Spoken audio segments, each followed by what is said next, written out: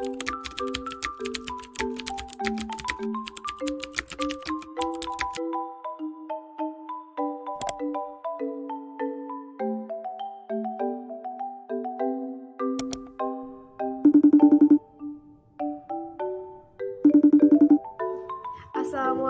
warahmatullahi wabarakatuh. Saya Osama Indriani dari kelompok 3 akan menjelaskan tentang tanda baca. Tanda baca adalah simbol yang berhubungan dengan suara atau frasa pada suatu bahasa, melainkan berperan untuk menunjukkan struktur dan organisasi suatu tulisan, dan juga intonasi serta jeda yang diamati pada suatu membaca. Ada beberapa jenis tanda baca yang penting, yaitu yang pertama adalah tanda titik. Tanda titik dipakai pada akhir kalimat yang bukan pertanyaan atau seruan. Contohnya seperti, aku tinggal di Pekanbaru, titik. Tunggu saja sampai mereka datang, titik. Tanda titik dipakai di belakang angka atau huruf dalam suatu bagan atau daftar. Contohnya, 1 Romawi titik pendahuluan, 2 Romawi titik pembahasan, 3 Romawi titik penutupan.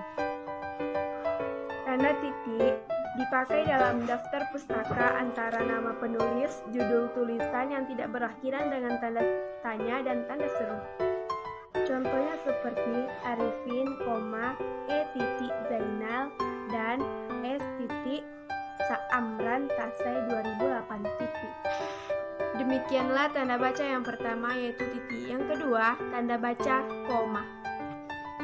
Tanda koma biasanya dipakai untuk suatu perincian, seperti tadi saya melihat Win, Alia, dan Ocha.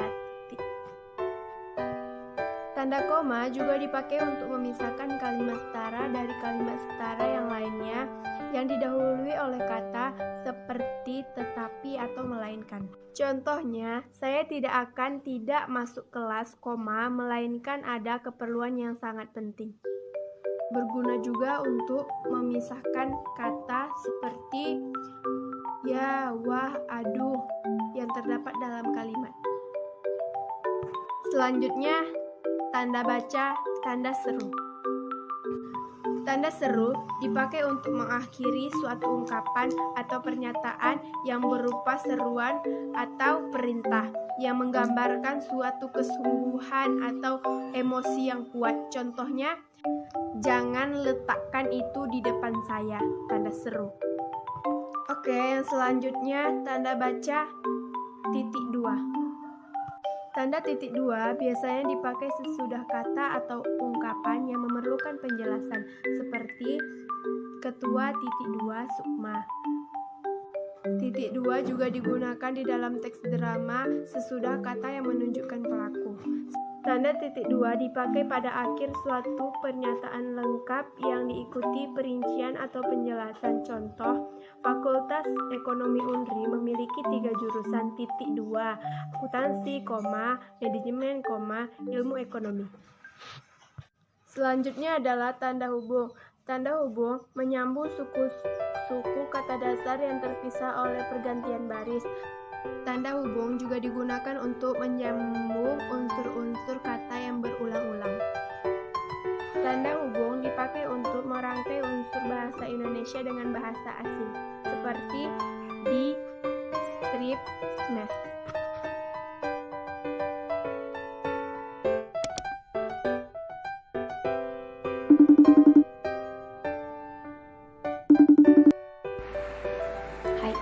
Perkenalkan, nama saya Kwena Febriani. Saya akan melanjuti penjelasan mengenai tanda baca.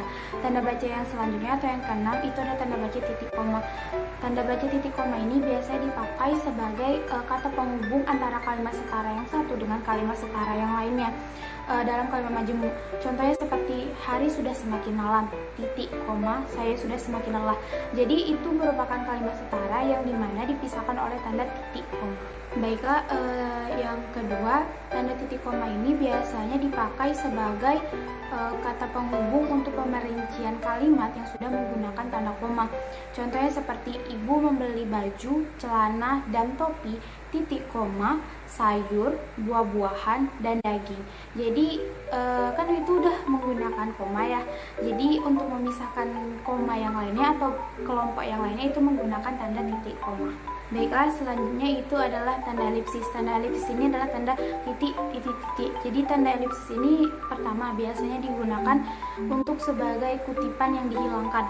Contohnya seperti titik, titik, titik, lain lubuk, lain ikannya. Jadi titik-titik itu tuh adalah merupakan kalimat yang ada tapi dihilangkan untuk kalimat yang lain gitu ha. Yang kedua itu tanda elipsis digunakan untuk menulis ujaran yang tidak selesai dalam dialog. Kita semua pasti pernah baca di buku cetak atau di LKS Bahasa Indonesia, kalau misalnya ada dialog pasti ada plak titik-titik alhamdulillah. Kuda sebelum di antara plak sama alhamdulillah itu kayak ada kan, kalau bisa diadegan langsung tuh pasti kayak ada suara gitu kan. Jadi tanda titik itu kayak menggambarkan suasana. Baiklah, tanda selanjutnya yaitu tanda ke-8, itu ada tanda tanya. Kalian semua pasti tahu kan apa kegunaan tanda baca.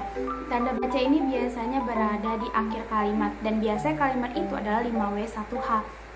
Dan yang kedua, tanda tanya juga dipakai untuk kalimat yang belum tentu atau belum pasti kebenarannya. Kayak kita tuh masih ragu-ragu, benar ya ini gitu. Jadi biasanya kalau untuk kalimat itu tanda tanya ditambah tanda kurung. Itu berarti tandanya kalimat tersebut itu belum pasti atau belum, masih ragu-ragu gitu. Selanjutnya yaitu ada tanda kurung. Tanda kurung dipakai untuk mengapit tambahan keterangan dan penjelasan.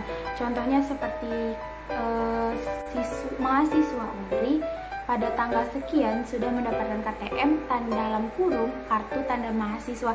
Jadi tanda kurung itu tuh kayak menambah keterangan apa singkatan itu gitu. Baiklah, selanjutnya yaitu tanda kurung dipakai untuk mengapit keterangan atau penjelasan yang bukan bagian dari kalimat utama. Contohnya seperti keterangan itu, lihat di tabel 10 menunjukkan mengenai tanda baca.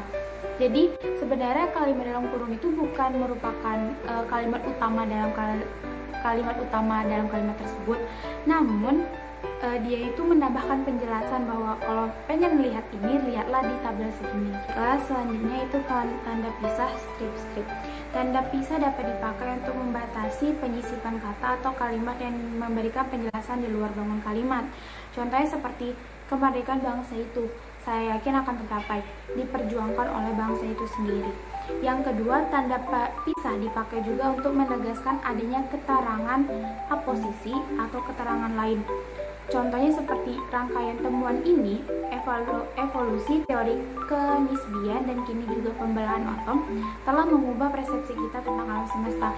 Jadi sebenarnya tanpa kalimat yang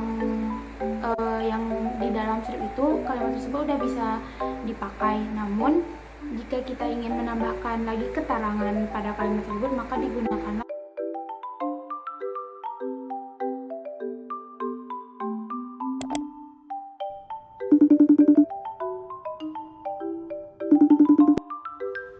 Assalamualaikum warahmatullahi wabarakatuh. Perkenalkan, nama saya Wuladisko. Saya dari kelompok 3. Di sini saya akan melanjutkan penjelasan tentang penggunaan tanda baca. Yang ke-11 ada tanda kurung siku. Tanda kurung siku dipakai untuk mengapit huruf, kata, atau kelompok kata sebagai koreksi atau tambahan atas kesalahan yang ada pada naskah asli yang ditulis oleh orang lain. Yang kedua, tanda kurung siku dipakai untuk mengapit keterangan dalam kalimat penjelas yang terdapat dalam tanda kurung. Selanjutnya yang ke-12 yaitu tanda petik 2. Yang pertama, tanda petik 2 dipakai untuk mengapit petikan langsung yang berasal dari pembicaraan, naskah, atau bahan tertulis dalam kalimat. Yang kedua, tanda petik dipakai untuk mengapit judul saja, lagu, sinetron, dan artikel atau bab yang dipakai dalam kalimat. Yang ketiga, tanda petik dipakai untuk mengapit istilah ilmiah yang kurang dikenal atau yang mempunyai arti khusus. Yang ke-13 ada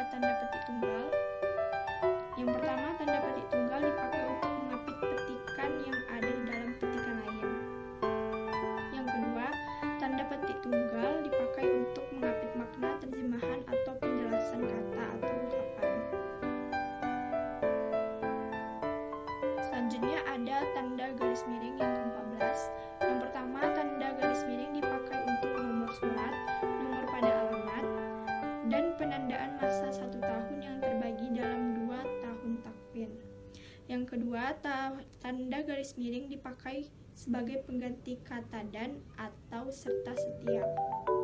Yang ketiga, tanda garis miring dipakai untuk mengapit huruf kata atau kelompok kata sebagai koreksi atau pengurangan atas kesalahan dalam naskah asli yang ditulis oleh orang lain.